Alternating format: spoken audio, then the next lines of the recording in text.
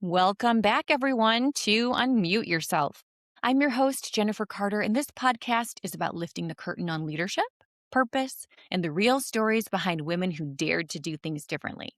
We'll talk about how they found their path, the struggles along the way, and how they built something that truly matters. These are normal people doing extraordinary things because I want you to know you are extraordinary too. So today I'm joined by Elia Barriga Polo, a Perfect. textile designer and founder of Rousha Exactly. Good. Studio. See, I can do this. Elia grew up in Barcelona and has built a global career, y'all, across Morocco, Paris, Hong Kong, Shanghai, Taiwan, and now she is in Germany. And she does work that I think y'all will find so absolutely cool. She works with founders and brands to develop textiles, products, and production strategies. So everything from like kids wear to swimwear to streetwear, and helps people turn creative ideas into something that can exist in the real world. Along the way, she's seen the behind the scenes reality of the fashion and textile industries. So, I mean, I never even thought about what it was like, right? For textile production. So creativity, chaos, sustainability challenges, I feel that's so important that most consumers never hear about. So Elia, welcome to the podcast. Hey, thank you very much for such a nice introduction, Jennifer. It's so fun Really to glad, to hear glad your to whole hear with you. story. Yeah.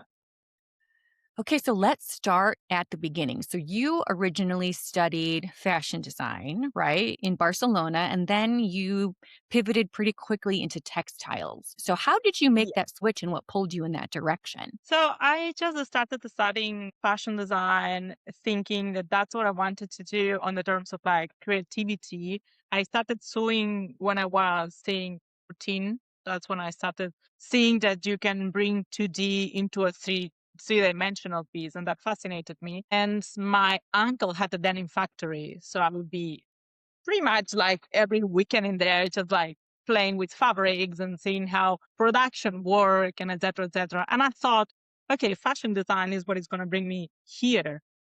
And after the first year, I realized that for me, fashion design was rather, no, I wouldn't say boring, but like, okay, I've been here, done that, seen this, check, what else? And you had the opportunity to go into a mix between textile design and textile engineering. And I thought, after 1 year, it's like, okay, it's very good fashion design. I know how to draw. I know how to create ideas and everything in volumes, but I want the technical side. I want to know when I touch a fabric, I want to know how is it done? How does it drape? How else can I be? What kind of yarns and chemicals and everything? So I just kind of wanted to go one step down and just start from zero. And that was like a very easy choice for me. And I thought it was fun because we were like, I don't know, 150 students in fashion. And then the path to textile, I think we were like 10. It was too much mathematicals, too much chemicals. And yeah, no, but it was the right decision, to be honest. I really enjoyed it. It's so cool because I just take for granted, like, oh, this is what this fabric is. I never even stopped to think how it was made. So, can you explain what does a textile designer actually do? So there are inside the textile design, there are different branches. I choose to design fabrics, but mostly I choose to design woven fabrics and even more specifically shirting. So my specialty is designing shirting fabrics, like the one that you have and the one that I have. Exactly. For menswear first and then women's wear and kids, etc. So that's where I specialized almost for a decade. You give me these and I just touch it and I can tell you how many yarns does it have per work and per wear. What is probably the finishment on the fabric, the composition, just like by the handfeel of it, how it drapes. So that's where there, all my effort went. And then after so many years doing that, I then jump into knitting. So I started developing fabrics for sportswear, which is like a complete different universe, way more complicated. So what I did, I just started from zero, as I said, and I learned how to decide what kind of components do I want my fabric to have, what kind of quality, what kind of yarns, how many yarns vertical, how many yarns horizontal, et cetera, until a fabric came out. And then with that fabric, I could decide what kind of shirt do I want, what kind of dress, etc., etc. So it was just like from zero, and that's where I love to be. And I learned how to use all the tools, all the magnifying glasses, and all the things to just like analyze the fabric. And at the end of the day, sometimes it was just like taking, let it on fire, smelling it. It's like, okay, I know this is polyester, this is cotton just by the smell. So yeah, that was actually very fun. That's amazing. It's such I find it a fascinating. I really yes. do. Yeah, most people don't think about it. And they take No it for one. granted. No one. When I have friends in here that they come or that they know that I am a designer, that I textiles and everything, but they don't fully understand what I do, I always take all my tools or my magnifying glasses. I'm like, okay, I look here. I'm explain what I do, and then they are like, I what? Right. What am I wearing? Also because I take their own garment so they know how is it built basically. It is fascinating, and people is shocked. Like I had no idea. Very few people know what they are wearing. They know it's a garment and they know it's a shirt, but they have no conscious knowledge on what is happening until you actually have these. How is a fabric created? How is a yarn created? How is the color of my yours is a yarn dye fabric. So there is the colors vertically in the work. There is the red, the white, and everything, and then there is the same ones in the web, and then they're weaved like that. And there's meters of meters. Mine is probably piece dye, so it was a white base, and then they dyed on the color, etc., etc. But like nobody really knows. It's No, just you just see a shirt, and you're like, ah, cool, okay, a shirt. So I am the one that stays at the 0 point and is like, okay, yarn, fabric, color, what are we doing, what materials, what finishings, how do you feel it? So yeah, this is that's so cool. So, okay, so today you run Rousha Studio, and so you work with founders that want to create clothing brands, right? So exactly. how does that all work? So it's actually super fun, to be honest, because I get to work with people that have literally no idea how the industry work, but they have a dream and they want to get there. So they're like sponges. It's just like I'm a person that don't shy away of giving information because I think this is the key to move forward with everything. So the way it works is I get a client that contacts me normally, or I get recommended by suppliers because I have really long term relationships and comes with an idea. And then most of the time, sometimes I don't accept it, but most of the times, if I can see that this idea is not in the market yet or not over exploded, I just say, okay, let's have a meeting. Let's hear out. What is your idea? What is your dream? What do you want to do with this and why? And if I am convinced that that person is going to go through it, I just take them on. And then with some big clients that they are already in the market, I'm just the consultant or I'm the creative director, or they just want me to be literally like hard freelance, create fabrics and go, go, go. So it all works depending on what they want. If it's a founder, it's just like, all right, do we start from zero? Then we design the logo, we do the brand concept, we do the corporate colors with everything. And then we jump into a collection. I design the collection, I do the prototypes. What else is needed? Marketing campaign. I put you in contact with the studios that I know. And there, the whole step, launch, and then go to the next collection, this and that. And it's just like a wheel that once you start, Yeah. you can't stop. So it's just like go, go, go, go, go.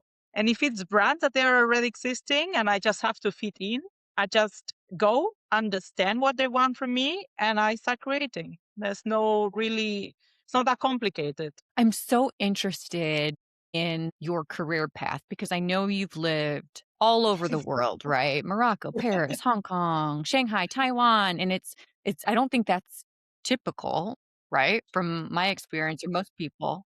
No, so much no. So I have friends, the vast majority of my friends lived abroad, but maybe one country and then like Yeah. came back to Barcelona. But I wanted to know. That I think that's it. And I guess I always choose the difficult option because the easy one was always there. So I just wanted to know everything that there is to know. And I still don't after like, I don't know, I think I've been like 16 years in the industry, really, really deep. But I just wanted to understand from zero. So when I studied, I started working in Spain, in Barcelona, in different well-known brands. And I was like, okay, these people doesn't really have the deep technical knowledge. They do know what they are doing, but there's a lack in technical knowledge. And then I had the opportunity with the company that I was working. They offered me a position in Morocco, and I said Mm. yes, like no questions asked. And I moved there to learn denim. I was working at a denim factory. I mean, Morocco. We are talking about 2008, maybe something like that. Tough. I was very young. You can understand, young, tattooed, piercings. Right. Uh, Cultural wise, it was not the easiest, and the factory was kind of difficult for me to fit in with the foreigners there because they had another kind of mentality, and with workers in there because I was not supposed to interact with them. It was like, yeah, it was a bit complicated. So it didn't really last. It was one year, one wonderful year that I learned a lot. I still have contact with some of the coworkers from there, but yeah, I just kind of came back. And then, yeah, the crisis, the economic crisis in Europe hit really, really hard. And at that time, I went to study in Paris, and then I worked there as a personal stylist, which Oh, also cool. was very fun. Yeah, I started working in the TV for different channels. And then, yeah, I started again working in Barcelona, crisis. So I was like, anything that fits, it's good. I could see Oh, all my financial friends. crisis, right? 2008-ish, right? Exactly. And I Right. saw all my friends that were like architects, doctors, and everything. And we were all working at bars and restaurants because there was nothing to do. Like Spain really, it really went down there. Yeah. And I started working at a textile company in another city even. So it took me like 2.5 hours to reach there every day. And they went bankrupt as well. But from there, three of our suppliers offered me jobs. So one was New York, one was New Delhi, and the other one was Hong Kong. And I chose the most difficult one. Why not? Right. I was like, I always wanted to go to Asia. This sounds interesting. So I just packed one luggage and flew across the world and I started in Hong Kong. That was a fun one. Wow. It I was insane. Yeah. Yeah, yeah, how yeah. did you it feels like you had this vision in the stream for your life since you were a teenager, and you've been on this path ever since. Did you ever waver? Yes. I mean, Okay. I kind of thought enough of this industry. You get very tired because like I see the insides of the insides and I see really how it's not a good industry. It Mm. pollutes a lot. It's not sustainable. And I know there's a lot of companies doing great efforts for that and there are brands, but then again, it's not balanced. So I always had this nagging voice at the end, at the back of my head saying, "You're terrible. You're working at a terrible industry." Got it. And yeah, I always had these. And 2 years ago, I said, I can't take it anymore. I had a really bad experience working in a company. And I was just like, that's it. I am out of this industry. I was offered another position in gastronomy. And I thought, I need a break. I can't do this anymore. I need a break because I had really not a good experience. And for 1 year, 1.5 years, I was completely out.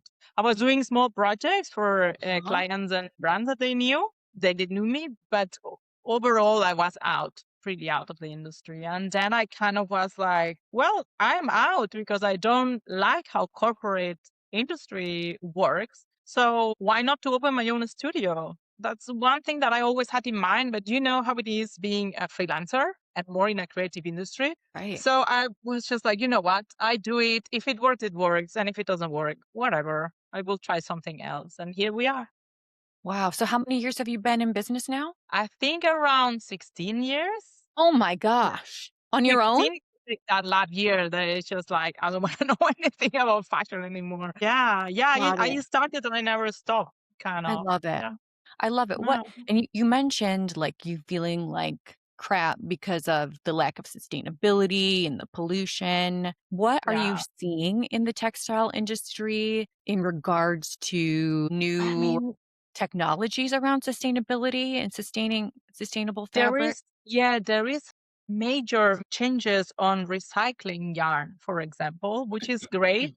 And there is major changes on reducing water usage and water waste as well. For example, when I was in China, when I was living in Shanghai, working for Mahan, which is a great company, shirting. I was the head of design. We really fought hard and we could present a project to the government for renewable water. So the wastewater, it would be purified. We had like massive systems and everything, and then it could be reused as much as possible. And that also created energy for the factory itself. And we presented this project and we actually won. So the factory went into massive sustainable changes. And that started opening all the doors for other factories. And right now, it's actually quite high standards that you need to have if you want to produce. So there is changes, but I'm not so sure if it's as fast as we consume, because the problem is not just the industry, it's the consumer attitude towards textile. Right. It's this shop and throw one season by, and I can see it in my friends and I can see it in acquaintances. It's just like this obsession with consuming when there is no need, really no need. You have like so many clothes and it's just like you get bored of them and then you throw them. It's because people, it's been pushed and it's not even their own fault. They don't know what's really happening when they do this. So this is the major problem. Industry is changing in a really wonderful way, and maybe not as fast as it's needed. That is what I see. It's basically happening and what I always have in my head.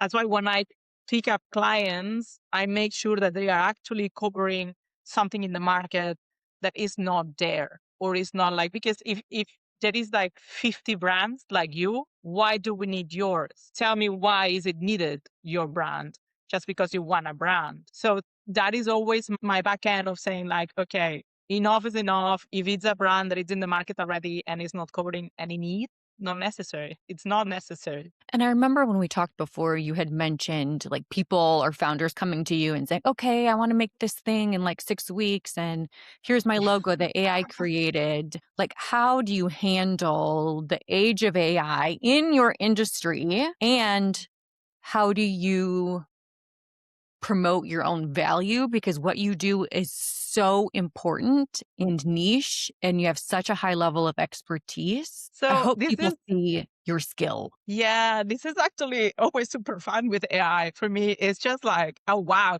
I mean, I love the fact that people that has no idea, they pick up on AI and they're like, I'm going to try it because I can. I love that.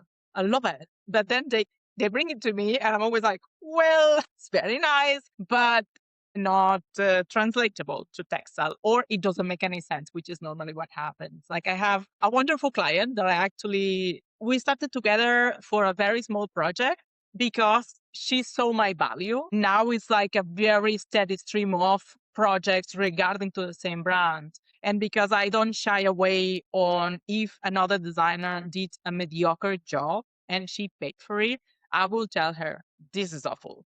It's not, you cannot make it work. No, why I wouldn't say it wasn't cheap or was it a bad? I don't care. It's a bad job. That's a problem with creative industry.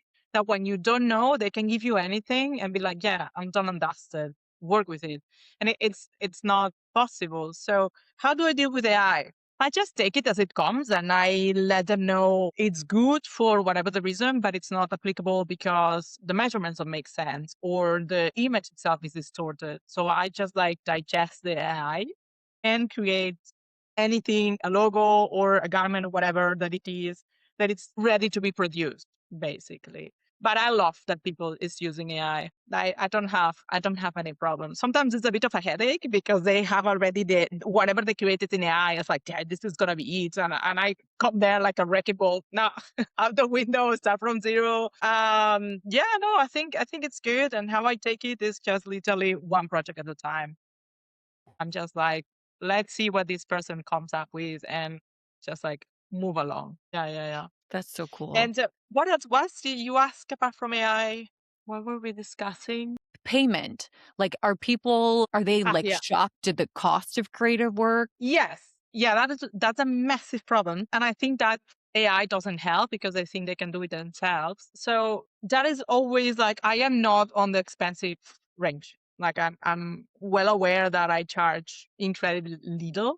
But when a client comes to me the first time, they're like, oh, wow, okay. If it's not people from the industry that they know the amount of work that you put, everybody gets shocked. I just had an interview actually in Barcelona. I was there working in an ad campaign for one of my clients that we're going to launch. And I had another meeting with founders that they reach out and they pitch the idea. And I found it incredibly funny, the product. And they were a bit like, okay, this sounds expensive. And I said, like, I completely understand. Let's do something. I'm going to be in Barcelona. They live there. Let's meet face to face. Please do so. Speak with other designers because that sometimes helps me make the point. They did. We did the face to face. And then it was a consulting 2 hours of consultant time paid. And I lie down everything that needs to be done in order for them to have the product in the market. They had no idea about like 70-80%. They had no idea. Did you Right. talk to 'Cause our how designers? right. It's just simply as simple as it is to what kind of bureaucracy you have, what kind of like legislation, numbers, Oh my god. taxes, custom duties. Where is the because they were like, oh, we don't know where to produce. Well, how much do you want to produce? How many? When do you want it? Do you have any target price? Anything? No, it was a bit like, all right, we are here. Other designers explain you till here. I'm gonna explain you till here. And it's 2 hours of me dumping information. So they were like, at the end, I was like, okay, yes, we are going with I you, which get made me it. very happy. But it's this constant need of explain on like why I am the price that I am. It is because I'm gonna take your hand and bring you along the way until the last moment, and then I'm just gonna be like, okay, here, your whole brand built, done, yours. I feel like if But I yeah, was it's making a a bit product of a fight, creative industry, because there's people that do cheap jobs. They're not the best, and they request like a fraction. Oh, but this person I paid like a fraction of what you're asking. Yeah, but it did a shit job. Sorry to say, but right. this is always a problem. I think with creative industry that a lot of people is in there and they don't fully know what they are doing. So no. Yeah, because how are you gonna learn that until you do it? And so if it's their first foray into it, it's so it makes me so happy to know that there's people like you out there that help founders and new people in the industry to get started, Yeah, and I to be able think to explain it. yeah, so sometimes I just get furious on their behalf because some founders come to me not being their first choice. And I see how the other person, for to put an example, I have had a founder that it came to me after going through another designer and came completely devastated. She wanted to create a beautiful collection, and the collection itself, it was nice, but the other designer chose the completely wrong fabrics, to put it general. So when the collection arrived, when you put the garments on, the whole seams would open. So it was not wearable because it was such a flimsy fabric and it was like a cotton linen blend and it was too thin. So everything, all the seams, everything would open. So you couldn't really sell it. And she put so much money in it and couldn't say anything because how are you going to be like, you choose the wrong fabrics? Right. What? So she went into war with that other designer and came to me as like, how this person is going to trust in somebody Right. after going through this, So we are trying to build up again, but happens, these things happen. I And can if you imagine. don't know, you don't know, basically. Yeah. I'm curious, what have you learned about yourself on this journey from student all the way to business owner and expert in your field? I always say that what I learned the most is patience, a lot of patience. It's just because you move to different countries where you don't know what's going on, you're still learning the industry, you don't understand the language, you want things to happen. And it's just like you have to learn the process and you have to understand also that you're working with other people, that you're not the center of the universe. So patience, I learned a lot of resilience. That's maybe the best part that I would say that I learned after years is just like, here I am, failing miserably. And then tomorrow I'm going to wake up and try again because what else are you going to do? And I think I learned also to be very introspective on the sense of like being maybe like, do I like what I'm doing? Does it matter what I'm doing? Do the people that is doing this with me think otherwise?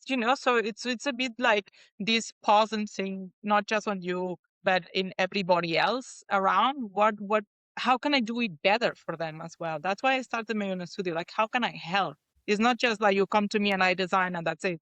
Let's think out of the box. You know, that also I learned to just like think out of the box in terms of like how to avoid problems or how to just do these little bits so it gets even more special whatever you're doing. So yeah, this would be introspective and resilience and patience. So much patience. I love it. It sounds like you care so deeply and you're making it better and better and better as you go. Yeah, otherwise the point. Right. Like Boring. if Right. yeah, you don't keep learning and you don't keep trying to just make it better. And it's just fashion. I mean, it's not really I'm not a doctor saving lives, to be honest. I'm very well aware of that as well. It's just fashion. Damn, if you can do it better, if you can even do it that pollutes less, or if you can do Right. like, I don't know, whatever the components are, like even a little bit more sustainable, why not? If you cannot go into the sustainability on materials, think outside the box. I have a wonderful client and he wanted to be sustainable, but because it's a startup, the MOQs, the minimum order quantities are way too big. And we need a small one. So when there are small ones, you cannot use recycled fabrics. It's complicated. So we say, all right, let's knock it onto instead of sustainability of materials, let's play with sustainability on longevity of the garments. Because that's a problem. When you wash your Right. garments, they get destroyed. So what we did is we created a washing bag with the logo of the brand and we gifted to everybody that bought something. So like, please take real care of this garment. So you're gonna have it for like years to come. And you don't need to buy more. It's basically, like trying to find a point where you still are doing one step forward and like just like doing it better somehow. Yeah. Yeah. My I gosh. was So really happy interesting. that he accepted this because I just had the idea and I was like, why we don't do this? And he was like, sounds great. And we just went ahead. That's so cool is your innovation. Too, just talking with you opened my mind. Like whenever I think about fabric sustainability, I think of simply the fabric, like is it sustainably produced? I didn't even think about the water issue, even though I should, but I just right? And I thought Yeah. about extending the What life chemicals that cycle they with the use? washing. Exactly. What chemicals that they use? I Because didn't when right. it's I don't know, the shirt that you're having, for example, it's a flannel, maybe. I think maybe has Yeah. a like a brush finishment, probably, or 100% cotton, or like cotton with a little bit of elastan, maybe 5% elastan, something like that. Okay, this shirt goes through a process. It sheds fibers because when you brush it, it goes with a machine and it breaks the fibers. And then probably because it's not very fussy, the fibers get cut. Those fibers are pollution. When you wash it, the fibers go into the water, and then I My don't gosh. think maybe has a pitch finishment on it because it's a little bit shiny. So what does imply this pitch finish? What blah blah blah. Yeah, exactly. It's just like what so these all steps they pollute more or less and they are more or less sustainable. I would really love if people got a little bit more interested. I don't know if this is me. I get interested in you talk about the stones and I will be like, what? So I always just get interest out of anything at all. You tell me how was created the story of the post-its, and I will be sitting there with Yes. popcorn and like, what? Right. Same. Same. I would like that people did the same with fabrics, but for some reason, nobody really does. I just wanna come to where you are and let's go shopping and you tell me tell me about the You don't fabrics, want to like go. I'm awful at shopping. I'm awful because I'm just like, damn, like I touch on it. I was like, okay, how much it costs? And then I start processing yeah, you do. how much would be the price of the fabric, what kind of accessory prices, and work put in it. What would be the price, like X work, FOB price? And then I started multiplying and I'm like, this is too expensive. You're Always like, "I gotta go." like, no, no. So yeah. Yeah, I end up always not buying anything. I do my own clothes as well. I repurpose things because Right. I don't shop. I don't know if you see there's a Yes. red jacket in here is from my boyfriend's grandmother. It Love was it. just I want to throw these, and I'm like, what are you talking about, woman? So I'm throw it, repurpose, just like, and I Right. just cut it, resew it, put pockets in it, put labels. It looks amazing, and I just like I have a jacket for the price of zero and maybe 2 hours of work. So Very cool. oh Well, no. let's do a quick lightning round. So just quickly answer the first thing that comes to mind. Here we go.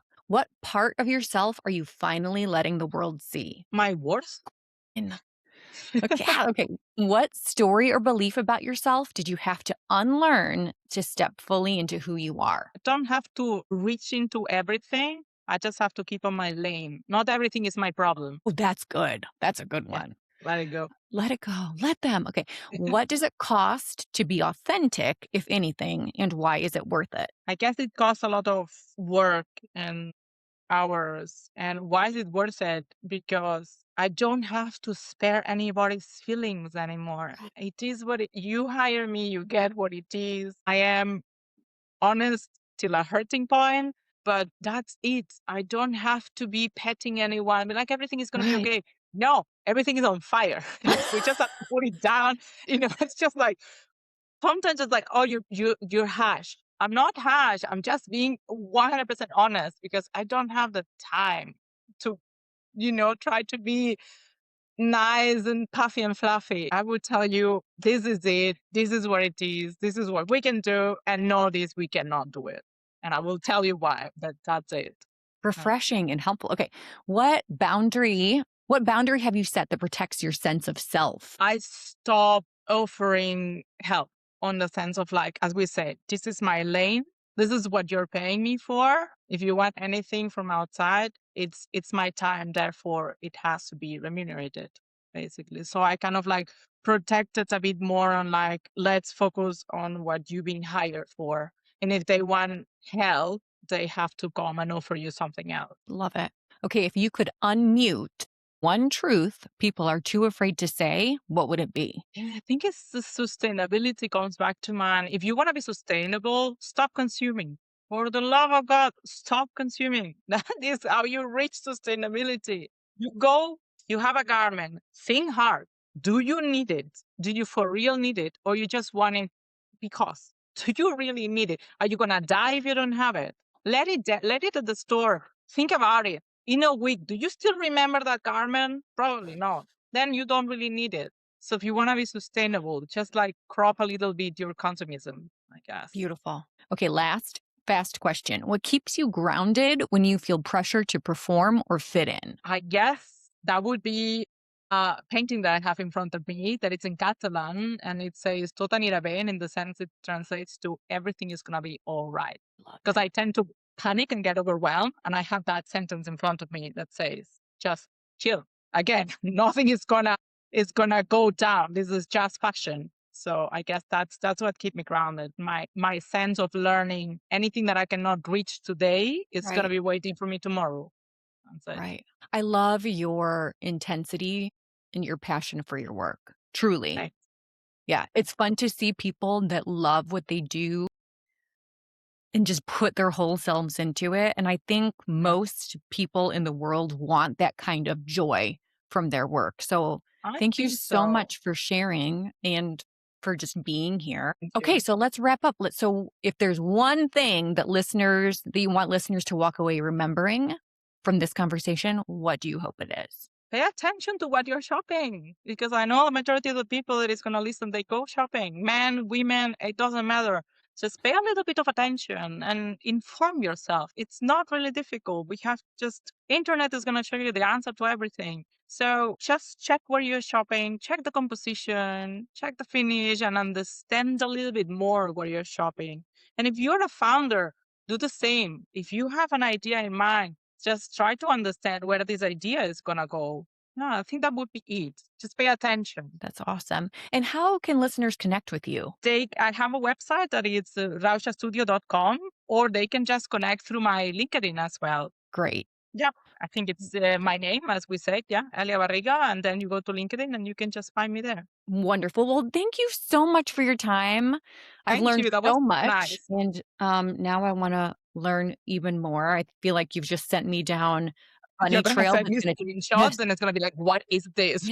yes, I'm going to be going down the rabbit hole. Yeah, and I My thank you friends do for it. it. Once I understand what I do, they would be like, I'm gonna buy these. Is it gonna last long?" And I'm like, "No, this kind of quality, Right. leave it.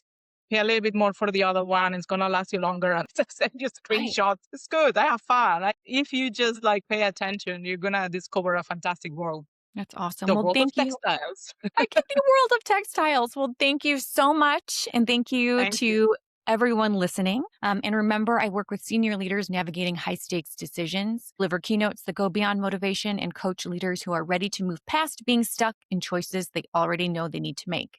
And if that resonates, let's connect. You'll find details in the show notes. And if this episode resonated, share it, subscribe, and stay with us as we explore what it really means to live and lead without muting who we are, Elia. And until next time, unmute yourself and be who you already are.